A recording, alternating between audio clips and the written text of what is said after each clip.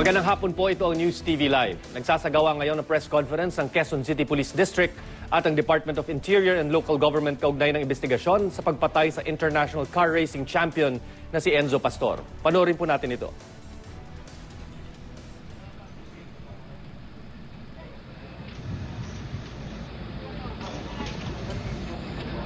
Good afternoon to everyone and welcome to this press conference on the accomplishment of the Philippine National Police, particularly the Quezon City Police District. For the opening remarks, sir. For the opening remarks. Yes, sir.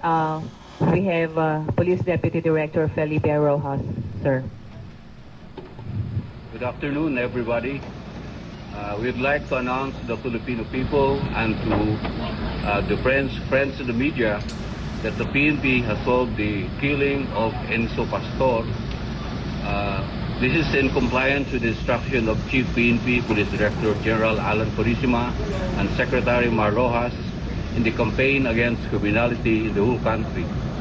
This is part of Oplan Lambat as initiated by Secretary Rojas. All street crimes and major crimes are being focused upon and investigated for its solution. Now, we will give you the details of the investigation by Police Director Benji Magalong and later by Police Chief Superintendent Richard Albano on the details of this case. Thank you.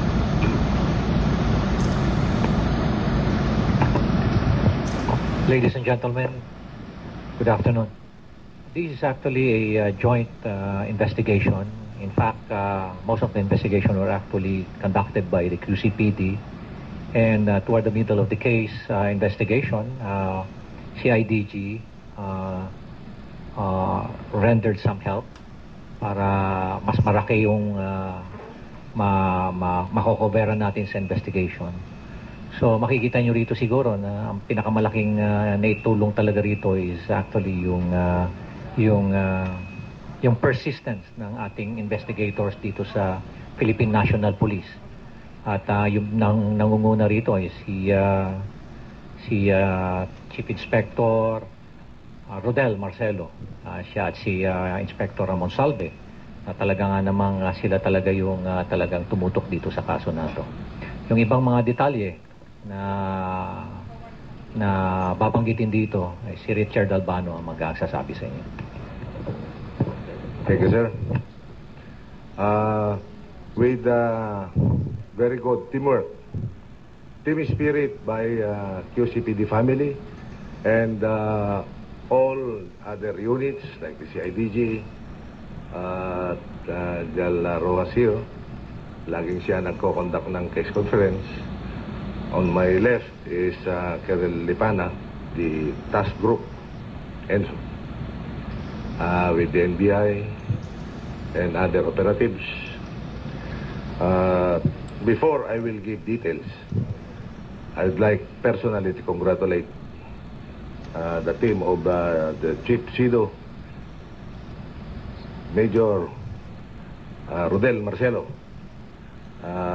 Elmer Monsalve, Alan de la Cruz, yung diet natin, Major Razon, yung intelligence natin, Jojo Bauto, and Kennedy Panahir. Gusto ko lang ipaliwanag na itong success of this identifying, locating, and arresting these suspects is through a good teamwork and a love of work. And we announced the arrest of the gunman of our very own world-class Nasar race driver, the late Ferdinand Enzo Pastor, and the arrest of the gunman, Piotr Edgar Angel E. Ibanez, presently assigned with Pasay City Police Station. He confessed of his participation, so we had a extrajudicial confession assisted by the duty of IBP, Attorney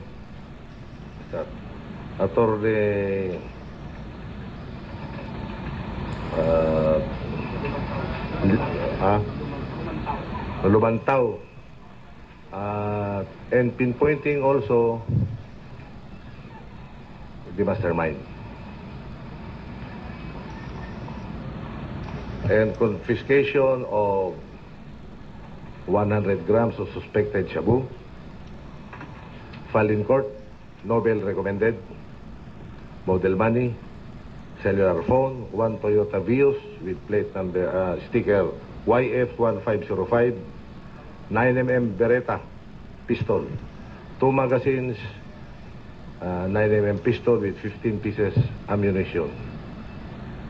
And the full details will be given by no less than Colonel Lipana and the Chief Sido, Rodel Marcelo.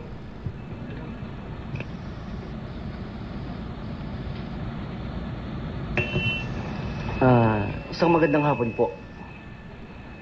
Sa wakas, medyo may katagalan, umabot po ng mahigit 2 buwan. Nawala po stress namin nung nasolve ito. Yun nga po, naipangako natin sa pamilya Pastorian na bibigyan po natin ng hustisya at sa suporta po ng aming command group sa pamumuno ni General Albano, sir. General Ho, sir. At pasalamat din po sa counterpart natin sa CIDG, kay Major C, kay Sir Pardo, sir. At sa kaibigan nating media na talaga sumubaybay nito at nakipag-cooperate naman dun sa tahimik nating investigasyon na ginawa. At ito nga po yung nagresulta. Nagbunga po itong operasyon na to ng to si PO2 Edgar Angel po ay nasangkot sa kasong droga, at yan nga po sa pamumuno ng ating hepe na si Major Rason, at nagkaroon po siya ng kasong Section 5 yung pong sa Shabu. Dito na po sa mga impormasyon binigay po natin dahil dito po sa QCPD, nagkaroon po kami ng information sharing po dito na itong si subject natin dito ay involved sa drugs, at maganda po yung nagresulta. Nahuli po si Edgar Angel at nagkaroon po siya ng judicial confession.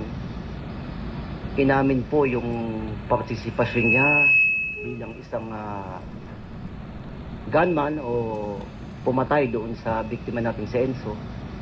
Simula po nung bago magpasko at nasa katuparan po ito nung June 12.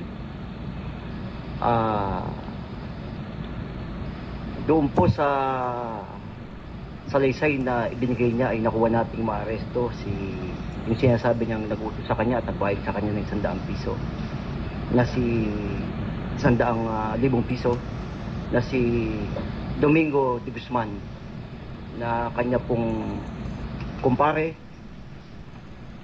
inaanak po yung dati pong asawa ni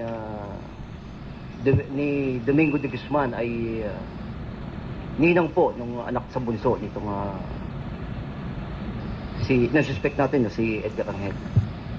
At yun nga po, nagkaroon po ng solusyon, may katagalan pero dahan-dahan po pa natin. Salamat po. The media may now ask questions. Please use your microphone. State your name and your network, please. Kay Major Marcelo, sir. Nung mahuli si PO2 Edgar Angel sa illegal drugs, paano nagkaroon ng link yung information na siya yung hand killer? Is there somebody na nagturo sa kanya, nakakilala siya during the commission of crime against Enzo? May mga impormasyon na po na pumasok, no? Hindi po ako nagkakamali, mga 3 linggo matapos pong patay. May mga impormasyon na po pumapasok na galing sa ating mga kababayan at lumutang po itong pangalan na to. Wala pa lang po tayong sapat na ebidensya, kaya medyo natagalan po kumuha tayo at yung impormasyon nga po na ito ay into drugs na tanggap po ng ating DAID yun at nahuli nga po siya nung last week. So nung makuha siya ng DAID, yung informer ninyo confirm his identity? May ganung ano po, sa tawag at hindi lang po isa nagsasabi nila. Thank you very much, Mr. Versola. Next question, please.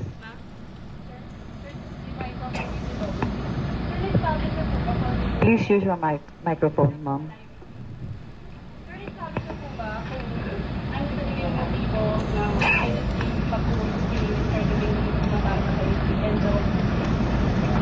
Ang na-establish po natin dito, may relasyon itong si Domingo, si Sandy, at yung asawa po niyang si Dalia, yung asawa po niyang namatay.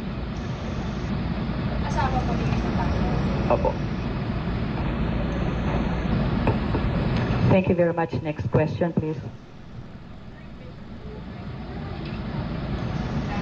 Diba, na-tawag nila after the confession nga nitong gunman, or kung halimbawa nakapag-execute na rin ng statement si Mr. De Guzman, hinahanap nyo na rin po ba sa kasalukuyan si Ms. Dalia, Pastor?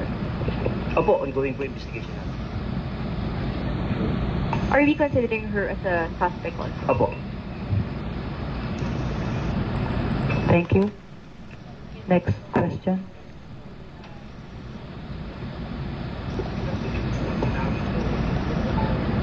Any more questions? Si Di Guzman, sir, inamin din ba niya na may relasyon sila? Denial siya, no? Ultimo ngayong pagkakakilala ni, na hindi niya inaamin na magkakilala sila nitong pulis na to.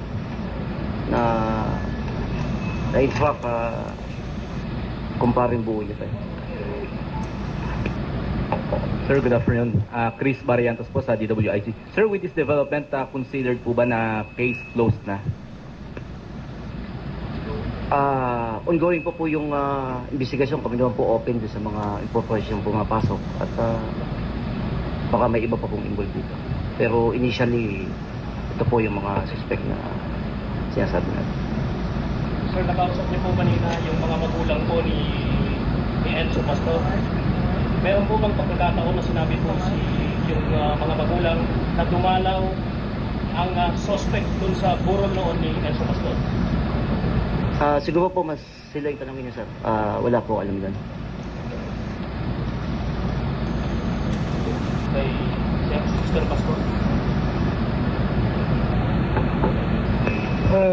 Mr. To, Pastor, father of Enzo, late Enzo Pastor.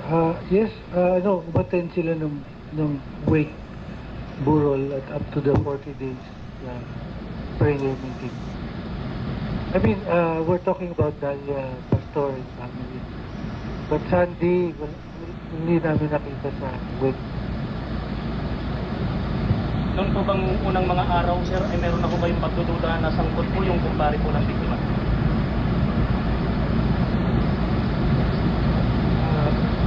As of now, no comment kasi hindi ko alam yung mga movements ng son ko, yung kanyang internal problems sa family at that time.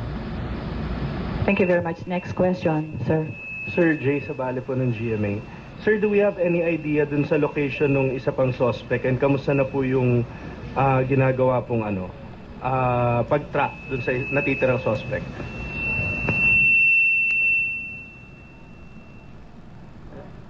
Pardon po. Sir, sa ngayon po ba meron na tayong lead kung saan po yung si Miss Dalia and yung kamusta po yung ginagawa nating follow-up operation, sir? Ongoing po yung hanggang sa ngayon po ongoing po yung follow-up operation. Na-zero na po ba natin yung location niya? Sorry po, hindi po pwedeng yan. Okay, sir. Manawaan niyo sana. Meron na po ba tayong informasyon kung gaano na po katagal yung lihim na relasyon po ng asawa ng biktima at pitong suspect? Siguro po yung pamilya yung pamilya. Thank you very much. The attorney I'm can sorry. help me out here. What's the question again? Ano yung tanong? Nalaman na po ba na totoong may relasyon po yung suspect at yung asawa po ng biktima at kung na-establish man na meron na talagang relasyon, may idea po ba kayo kung gano'n na po katagal? As of this time, we do not know anything about the investigation because the investigation is still going on. As we have heard from the officers of the PNP, they're still finishing the investigation. Until such time, we cannot make any comment as regards the matter you asked. Thank you very much, Attorney Panelo. Next question. Major Marcelo Alvin of PTV for DZRB. Sir, yung parang wala pang klaro talaga yung motive. Aside from the fact na may relasyon si Dalia at saka si Sandy. Pero ano talaga yung motive kung bakit pinapatay si Enzo? Hadlang ba si Enzo doon sa relationship nung dalawa o mas may malalim pa, sir? At yan po ang press conference ng Quezon City Police District at Department of Interior and Local Government kaugnay ng investigasyon sa pagpatay sa international car racing champion na si Enzo Pastor. Ayon sa Quezon City Police District, Deputy Director General Felipe Rojas Jr. na resolba ang kasong pagpatay sa international car racing champion na si Enzo Pastor. Kasunod yan ang pagkakaaresto sa hinihinalang gunman na si PO2 Edgar Angel sa isang drug buy-bust operation. Umamin siyang may kinalaman siya sa pagpatay kay Pastor. Ayon pa kay Angel, binayaran siya ng 100,000 piso ng umano'y mastermind na si Domingo de Guzman III na naaresto na rin ng QCPD. Lumabas din sa investigasyon ng QCPD na may relasyon umano si de Guzman at ang asawa ni Pastor. Pero itinanggi ni de Guzman ang mga aligasyon. Napag-alaman din na kumpare di umano ni de Guzman si PO2 Angel. Noong June 12, binaril hanggang sa mamatay ang international car racing champion na si Ferdinand Enzo Pastor na mga nakamotorsiklong lalaki sa Quezon City. Tumigil ang minamanehong truck ni Pastor sa traffic light sa Visayas Avenue, corner Congressional Extension Avenue nang siya'y barilin bandang alas 10 ng gabi. May kargang race car ang truck na minamaneho ni Pastor. Ayon sa pamilya Pastor, wala naman daw silang alam na kaaway ng kanilang anak. Tanging negosyo at karera lang daw ang pinagkakaabalahan nito. Love triangle o away dahil sa pag-ibig ang isa sa mga anggulong tinitingnan ng mga otoridad sa pagpatay kay Pastor.